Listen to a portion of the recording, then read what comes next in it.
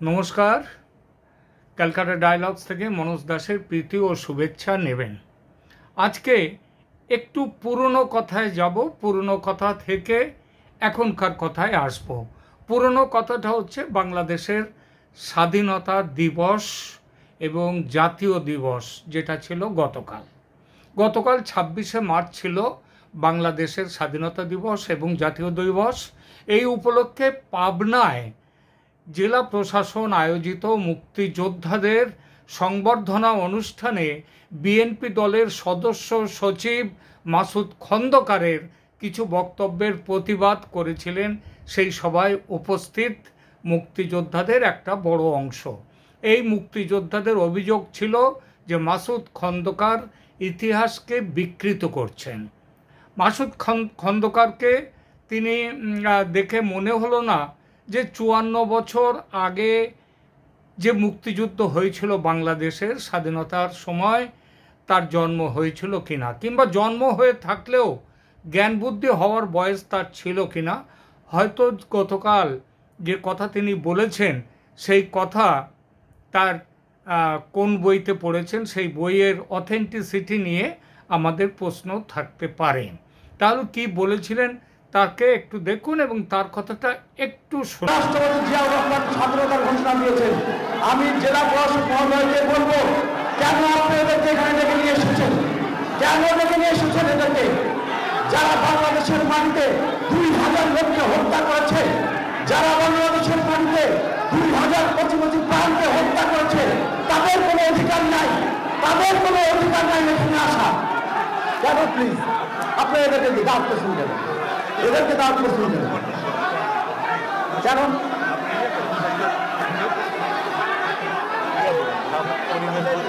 কিসের পরিবেশ?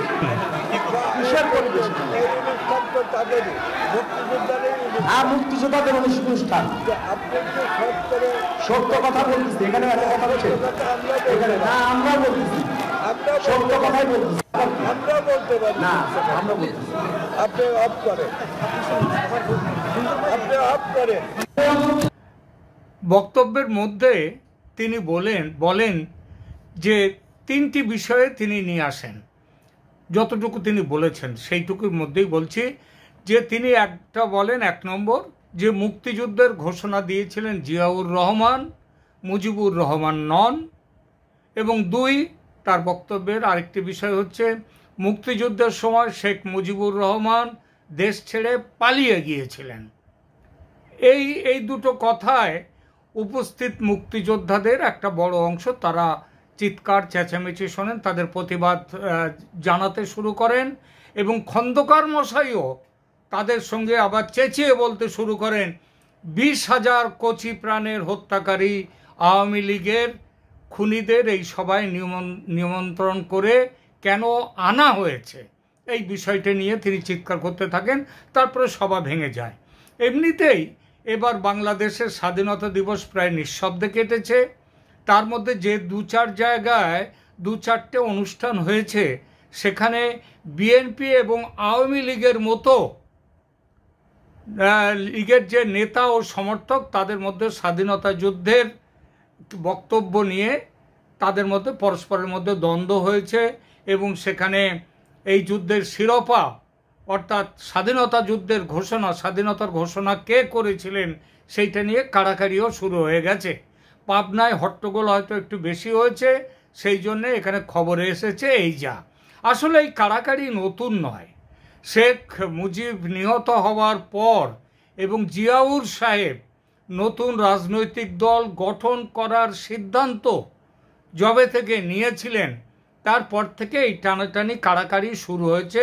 কারণ বিএনপিতে তাদের দলের পক্ষে যারা দেশের স্বাধীনতা যুদ্ধের সমর্থক অর্থাৎ 71-এর স্মৃতির পক্ষে যারা আছেন তাদের টানাটানি করা শুরু। বিএনপি বা আওয়ামী লীগ যেটাই বলুন, আসলে মুক্তিযুদ্ধের ঘোষণা কার, কবে, কোথায়, কোন পরিপ্রেক্ষিতে একটু আমরা ইতিহাসকে নজরে রেখে একটু দেখি। অন্তত আমরা অনেকে স্বাধীনতা যুদ্ধের ইতিহাস অনেকে ভুলে গেছি কিংবা আমাদেরকে ভুলিয়ে দেয়া হচ্ছে। আজকের তরুণদের, আজকের যুবকদের আজকের শিশুদের ইতিহাস বই নতুন করে লেখা হচ্ছে। সেই জন্যে এই আজকের এই এপিসোডটি করলাম, যাতে আমাদের বাংলাদেশের স্বাধীনতা যুদ্ধ নিয়ে মানুষ কিছু তথ্য তারা হাতে জোগাড় এক্ষুনি শুনে তারা মনে রাখতে পারেন, সেই জন্যই করলাম। ৭১-এর ২৫শে মার্চ মধ্যরাতে অপারেশন সার্চ লাইটে ঢাকায় যখন গণহত্যা চলছে, সেই রাতেই গ্রেপ্তার হন মুজিবুর রহমান। সেই রাতেই তাকে তখনকার পশ্চিম পাকিস্তানে তাকে নিয়ে যাওয়া হয়। সেদিনই যাওয়ার আগে তিনি স্বাধীনতার ঘোষণা দিয়ে যান। অর্থাৎ ১৯৭১ সালের ২৬শে মার্চ মানে ২৬শে মার্চ দিনের বেলায় তিনি চলে গেছেন পাকিস্তানে, তাকে নিয়ে যাওয়া হয়ে গেছিল। কিন্তু ২৫শে মার্চ মধ্যরাতের পরই ২৬শে মার্চের ঘোষণা শুরু হয় মধ্যরাত ১২টার পর, এবং তখনই শেখ মুজিবুর রহমান প্রথম প্রহরে বাংলাদেশের স্বাধীনতা ঘোষণা করেন। সুতরাং ২৬শে মার্চ তিনি পাকিস্তানে ছিলেন, সেখান থেকে কি করে স্বাধীনতার ঘোষণা করেন যারা বলেন তারা ঠিক বলেন না। এরপর ২৭শে মার্চ ১৯৭১ সালে রেডিও স্টেশনে শেখ মুজিবুর চট্টগ্রামের রেডিও স্টেশন থেকে শেখ মুজিবুর রহমানের পক্ষে প্রথমে M.A. হান্নান এবং পরে মেজর জিয়াউর রহমান সেই ঘোষণাপত্রটি, যেটি মুজিবুর রহমান তৈরি করে গ্রেপ্তার হওয়ার সময় তিনি যেটা বলে গিয়েছিলেন, সেই ঘোষণাপত্রটি পাঠ করেন। কে? প্রথমে M.A. হান্নান এবং পরে জিয়াউর রহমান, এবং সেই রেডিওতে সেই ঘোষণাপত্রটি পাঠ হওয়ার পর সারা দেশে প্রচারিত হয়। তাই এই বিষয়টি যে এখানেই থামিয়ে দেয়া যায় তা নয়, কিন্তু অন্তত ইতিহাস কিন্তু তা বলে না, সেটাও মনে রাখা দরকার স্বাধীনতা দিবসের ইতিহাস জানতে গেলে। ২৫-২৬ মার্চ রাতে মুজিবুর রহমানের স্বাধীনতা ঘোষণা কোনো আনুষ্ঠানিক মঞ্চ থেকে হয়নি। তার ঘোষণা হয়েছিল তার পাকিস্তানি বাহিনী যখন তাকে কবজা করছে সেই সময়ে। আবার ২৭শে মার্চ M.A. হান্নান এবং তারপর জিয়াউর রহমানের ঘোষণাও কিন্তু আনুষ্ঠানিকভাবে বাংলাদেশ সরকারের পক্ষ থেকে সেটা ঘোষিত হয়নি। স্বাধীনতা ঘোষণা করা যায়, করার এখতিয়ার থাকে সরকারের, নতুন গঠিত হওয়া সরকারের। ভারতের স্বাধীনতা, পাকিস্তানের স্বাধীনতা, মানে ব্রিটিশ চলে যাওয়ার সময় ভারতের স্বাধীনতা 15ই আগস্ট আর পাকিস্তানের স্বাধীনতা 14ই আগস্ট। কারণ ভারতের ওই 15ই আগস্ট রাত্রে ভারতের জওহরলাল নেহরু তিনি দেশের জাতীয় পতাকা ঘোষণা করে স্বাধীনতার ঘোষণা করে দিয়েছিলেন। আবার তার একদিন আগে ওই 14ই আগস্ট হচ্ছে পাকিস্তানের স্বাধীনতা দিবস বলে তারা মানে। সুতরাং আনুষ্ঠানিকভাবে ঘোষণা করাটা একটা বড় কাজ এই ব্যাপারে। তা আনুষ্ঠানিকভাবে বাংলাদেশের সরকারের পক্ষ থেকে এই যে ঘোষণা, কারণ হচ্ছে মুজিবুর রহমান আনুষ্ঠানিকভাবে ঘোষণা করেননি এবং M.A. হান্নান, জিয়াউর রহমান এরাও মানে আনুষ্ঠানিকভাবে ঘোষণা করেননি। সেই ঘোষণাটা করা হয়েছে কবে? সেই ঘোষণাটা করা হয়েছে পরবর্তীকালে এইটা বাংলাদেশ সরকারের পক্ষ থেকে ঘোষিত হয়। সেইটা পরবর্তীকালে এই বাংলাদেশের স্বাধীনতার ঘোষণাপত্র, এই যার কথা বলছি স্বাধীনতার ঘোষণাপত্র, এটা আনুষ্ঠানিকভাবে পাঠ করা হয়েছিল কবে? ১৯৭১ সালের ১৭ই এপ্রিল। কোথায়? মেহেরপুর জেলার সীমান্তবর্তী বৈদ্যনাথ তলায়। এটা আমাদেরই নদিয়া ভারত বাংলাদেশ সীমান্তবর্তী নদিয়া সীমান্তের ওপারে। পরবর্তী নাম এই জায়গার নাম হয়েছিল মুজিবনগর, এবং সেখানে এক অনুষ্ঠানে ঘোষণা করেছিলেন বাংলাদেশের যে স্বাধীন সরকার, সেই সরকারের গণপরিষদের সদস্য অধ্যাপক M. ইউসুফ আলী। তিনি স্বাধীনতার ঘোষণাপত্র, বাংলাদেশের স্বাধীনতার ঘোষণাপত্র প্রথম আনুষ্ঠানিকভাবে পাঠ করেন। আবার বলি, সেই পাঠ করেছিলেন কে? করেছিলেন গণপরিষদ সদস্য অধ্যাপক এম ইউসুফ আলী। কবে? 1971 সালের 17 এপ্রিল। এই ঘোষণাপত্র পাঠের প্রেক্ষাপট কি ছিল? প্রেক্ষাপট ছিল বাংলাদেশের জনগণের আত্মনিয়ন্ত্রণের অধিকার প্রতিষ্ঠা। তার জন্যই এই ঘোষণা করা হয়েছিল। ঘোষণাপত্র এটা পাঠের, ঘোষণা পাঠের গুরুত্বটা কি? এই ঘোষণার মাধ্যমে বাংলাদেশকে একটি স্বাধীন ও সার্বভৌম জাতি হিসেবে ঘোষণা করা হয় এবং সেই দিনই বাংলাদেশ একটি স্বাধীন ও সার্বভৌম দেশ এবং জাতি হিসেবে আত্মপ্রকাশ করে। আমি ব্যক্তিগতভাবে মনে করি বাংলাদেশের স্বাধীনতা যুদ্ধের ঘোষণা, আবার বলি, স্বাধীনতা দিবসের ঘোষণা নয়, স্বাধীনতা যুদ্ধের ঘোষণা 7ই মার্চ, আর স্বাধীনতার ঘোষণা 26শে মার্চ, 17ই এপ্রিল নয়। কারণ স্বাধীনতার ঘোষণা আনুষ্ঠানিক হোক আনুষ্ঠানিক হোক, সেটা হয়েছিল 26শে মার্চ রাত্রের প্রথম প্রহরে। জিয়াউর রহমানের আগে এম এ হান্নান এই ঘোষণাপত্র পাঠ করেন 27শে মার্চ। এদের দুজনের অবদানও অনস্বীকার্য। জিয়াউর রহমান এম এ হান্নান এবং জিয়াউর রহমান দুজনেরই স্বাধীনতা যুদ্ধে তাদের অবদান অনস্বীকার্য স্বাধীনতার জন্যে। তাহলে বিএনপির এই খন্দকার নামক নেতাটি কেন বললেন মুক্তিযুদ্ধের সময় দেশ ছেড়ে পাকিস্তানে পালিয়ে গিয়েছিলেন মুজিবুর রহমান? তিনি কি পড়েননি? তিনি কি জানেন না যে শেখ মুজিব পালিয়ে যাননি, তাকে গ্রেপ্তার করে নিয়ে যাওয়া হয়েছিল, আর গ্রেপ্তার করে জেলখানায় নিয়ে গেলে তাকে পালিয়ে যাওয়া বলে না। যদি কাউকে গ্রেপ্তার করে জেলে নিয়ে যাওয়া হয় তাকে পালানো বলে। এটা কোন বিচারে, কোন বুদ্ধিতে? ওই বিএনপির খন্দকার যদি পরে কখনো জানান তাহলে সেটা আমাদের সুবিধা হয়, দেশের মানুষের সুবিধা হয়। যদি বলা যায় যে এই পালিয়ে যাওয়া আর জেলখানে যাওয়া দুটো এক জিনিস, তাহলে নেলসন ম্যান্ডেলা, যাকে দক্ষিণ আফ্রিকাকে স্বাধীন করার স্বাধীনতার জনক যাকে বলা হয়, তিনি নোবেল প্রাইজ পুরস্কার পেয়েছিলেন, তিনি তো তাহলে দক্ষিণ আফ্রিকাকে স্বাধীন করেননি। কারণ বেশিরভাগ সময় তো তিনি জীবনের জেলেই কাটিয়েছেন। তাহলে তিনি স্বাধীন করলেন কীভাবে?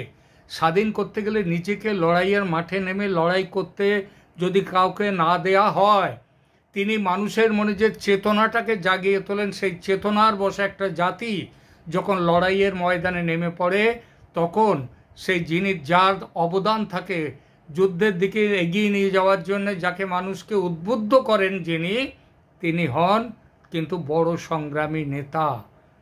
সুতরাং মুজিবুর রহমান তিনি মুক্তিযুদ্ধের সময় তিনি জেলে ছিলেন, সুতরাং তার এখানে কোনো অবদান নেই। এই কথা যারা বলেন তারা হয় পাগল, নইলে তাদের মাথায় অন্য কিছু আছে। আসলেও এটা হলো, এই অন্য কিছুটা কি? আসলে এটা হলো মুক্তিযুদ্ধের স্মৃতি ও ইতিহাসকে ঘেঁটে দেওয়ার চিরাচরিত বিএনপি সুলভ রাজনীতি। আওয়ামী লীগকে মুছে ফেলতে গত 8 মাস যে ষড়যন্ত্র চলেছে দেশে, সেই ষড়যন্ত্রের অন্যতম বড় শরিক বিএনপি। তারা মুখে এক এক সময় এক এক কথা বলে। তারা 71-এর স্মৃতিকে মুছে দেওয়ার সেই চেষ্টাতেও যেমন ব্যস্ত, আবার কেউ তার উল্টো আবার এক একজন বলবেন তারা 71-এর স্মৃতিকে মুছে দেওয়া যাবে না। মুক্তিযুদ্ধের স্মরণের অনুষ্ঠানে এই যে খন্দকার সাহেব বললেন 20,000 কচি প্রাণের হত্যার দায় আওয়ামী লীগের ঘাড়ে, পরে তাদেরকে কেন এখানে নিমন্ত্রণ করা হয়েছে? এই 20,000 যে কচি প্রাণ কোথায়, কিভাবে, কার কাছে গেছে, কে নিয়েছে এই প্রাণগুলো, কোন ষড়যন্ত্রে, সেটা যদি তিনি এখনও না জানেন তাহলে বলবো তিনি নেতাই নন। আর যদি জেনেও তিনি একথা বলেন তাহলে বলবো তিনি ওই ষড়যন্ত্রকারীদের অন্যতম। আসলে বিএনপি এই নোংরা রাজনীতি শুরু করে দিয়েছে, কিন্তু এটা যে 26শে মার্চ এই রাজনীতি করলো স্বাধীনতা দিবসে, যার সাথে যুক্ত এই দলের প্রতিষ্ঠাকারী যিনি জিয়াউর রহমান, মানে তারই প্রতিষ্ঠার এই স্বাধীনতা সংগ্রামে বাংলাদেশের জিয়াউর রহমানের অনেক অবদান আছে। এটা যারা অস্বীকার করবে তারাও ভুল করছে। ফেসবুকে তোলা হয়েছে এই প্রসঙ্গে, আমি দেখলাম বাংলাদেশে তো বহু আলোচনা হচ্ছে, ফেসবুকেও উঠে এসছে এইসব বিষয়, সেখানে ভাষা বিতর্ককেও যুক্ত করা হয়েছে এবং প্রকারান্তরে বলা হয়েছে যে ভাষা আন্দোলন নিয়ে যে দেশভাগ, পাকিস্তানকে ভাগ করার পরিকল্পনা করেছিলেন মুজিবুর রহমান এবং আওয়ামী লীগ, এবং এটা অন্যায়। কারণ জিন্নার কথাকে জিন্না বলেছিলেন উর্দুই হবে পাকিস্তানের একমাত্র রাষ্ট্রভাষা, এইটা বলেছিলেন। রাষ্ট্রভাষা মনে রাখবেন, রাষ্ট্রভাষা কথাটা তার অর্থটা একটু অন্যরকম। রাষ্ট্রভাষা সরকারি ভাষা দুটো এক জিনিস সবসময় হয় না। কেন হয় না আমি এখানে বলবো, একটু পরেই বলবো। কিন্তু তা সেখানে বলেছিলেন যে পাকিস্তানের অনেকগুলো প্রদেশ, 5টা না 6টা প্রদেশ, বালোচরা উর্দু জানে না, আবার পাঞ্জাবিরা উর্দু ছাড়া বালুচ জানে না, পাখতানখোয়া যারা তারাও আবার তাদের ভাষা জানে না, বাঙালিরা উর্দু তবুও জানে কিছু, মানে জিন্না বলেছিলেন ইত্যাদি। সুতরাং পাকিস্তানের ভাষা হবে, কারণ পাকিস্তানিরা উর্দু আবার জানে না, মানে পাঞ্জাবিরা, সেই জন্য উনি বলেছিলেন উর্দুটাই হোক পাকিস্তানের রাষ্ট্রভাষা। তো এইটা নিয়ে বিরোধিতা হয়েছে। এই প্রসঙ্গ নিয়ে আমি একটা বলি, জিন্নার উর্দুকে রাষ্ট্রভাষার সিদ্ধান্তের বিরোধিতা করেছিল আওয়ামী লীগ, এবং বাংলাদেশ যে একটি রাষ্ট্র হিসেবে জন্মগ্রহণ করেছে তার পেছনে একটা বড় অবদান ছিল ভাষা আন্দোলনের। এই ভাষা আন্দোলনের জন্য বাংলাদেশের জাতীয়তাবাদ ভাষার ভিত্তিতে তৈরি করেছিল একটা। সুতরাং যারা এখন উর্দুকে রাষ্ট্রভাষার সপক্ষে তারা সওয়াল করছেন, তারাও কিন্তু বাঙালি এবং বাংলাদেশের বাঙালি। আমি বেশ কিছু জায়গায় তাদেরও পড়লাম তারা কি লিখেছেন। তারা এই প্রসঙ্গে বলেছেন ওই যেটা আমি একটু আগে বললাম, যে পাকিস্তানের বিভিন্ন প্রদেশে তাদের মধ্যে সংযোগ স্থাপনের জন্য একমাত্র ভাষা হচ্ছে উর্দু, এবং নাকি বাংলাদেশের অনেক গ্রামেও নাকি গ্রামের মানুষও তারা উর্দুতে মোটামুটি 30% 40% উর্দুতে কথা বলতে পারে, এরকম শুনলাম। আমি জানি না, তবে এই প্রসঙ্গে বলি রাষ্ট্রভাষা সরকারি ভাষা এই দুটো এক জিনিস নয়। কারণ দেখুন, ভারতে তো পাকিস্তানে ছিল 5টা না 6টা ভাষা, আর ভারতে এটা অঞ্চলে অজস্র ভাষা, অজস্র, ও 5টা 6টা নয়। আমাদের শুধুমাত্র আমাদের স্বীকৃত রাষ্ট্রভাষা হচ্ছে 22টি স্বীকৃত। তাহলে আপনারা বলবেন, একটা প্রশ্ন আসবে যে তাহলে কি হিন্দি ভারতের রাষ্ট্রভাষা নয়? না, এর একটাই উত্তর, না। ভারতের কোনো নির্দিষ্ট রাষ্ট্রভাষা নেই, তবে হিন্দি এবং ইংরেজি এই দুটো হচ্ছে সরকারি ভাষা হিসেবে স্বীকৃত। সংবিধানের সরকারি ভাষা, ভারতীয় সংবিধানে হিন্দি আছে সরকারি ভাষা দেবনাগরী লিপিতে, এবং ইংরেজি, এই দুটোকে সরকারি ভাষাভাবে উল্লেখ করা হয়েছে সরকারি ভাষা হিসেবে। কোথায়? ভারতের সংবিধানে। আর ভারতীয় ভাষায় সংবিধানে কোনো ভাষাকে জাতীয় ভাষার মর্যাদা দেয়া হয়নি। ভারতীয় সংবিধানের 8ম তফসিল এটা হচ্ছে শুধুমাত্র ভাষার জন্যই লিখিত, ভাষা সম্পর্কে লেখা। এখানে বলা হয়েছে ভারতীয় সংবিধানের 8ম তফসিলে 22টি ভাষার তালিকা রয়েছে, যেগুলোকে তফসিলি ভাষা হিসেবে উল্লেখ করা হয়েছে। সুতরাং যারা বলছেন যে উর্দুকে রাষ্ট্রভাষা করতে চেয়ে ঠিকই করেছিলেন জিন্না, এবং তার বিরুদ্ধে এই যে বাংলাদেশের ভাষা আন্দোলন হয়েছিল, সেই আন্দোলনের পুরোধা ছিল কিন্তু আমাদের আওয়ামী লীগ, বিএনপি নয়, জামাত নয়, কেউ নয়, একমাত্র আওয়ামী লীগ। এবং যারা বলছে এই আওয়ামী লীগকে এখন দোষ দিচ্ছে, জিন্নার বিরোধিতা করে ভাষা আন্দোলন করে দেশকে বিভক্ত করার এই চক্রান্ত করেছিল আওয়ামী লীগ, তাদেরকে কি যে বলতে হয় প্রিয় দর্শক, আপনারা বলবেন তাদেরকে কি বলবেন, আপনাদের মতামত জানাবেন কমেন্ট সেকশনে কমেন্ট করে। এখনকার মতো এখানেই রাখছি। তার আগে বলি যে জাতীয় ভাষা, জাতীয় দিবস যেটা স্বাধীনতা দিবস বাংলাদেশের তাকে স্বাধীনতার যুদ্ধকে কলঙ্কিত করবার চেষ্টা করবেন না কেউ। এখনকার মতো এখানেই রাখছি। ভালো থাকবেন। ধন্যবাদ।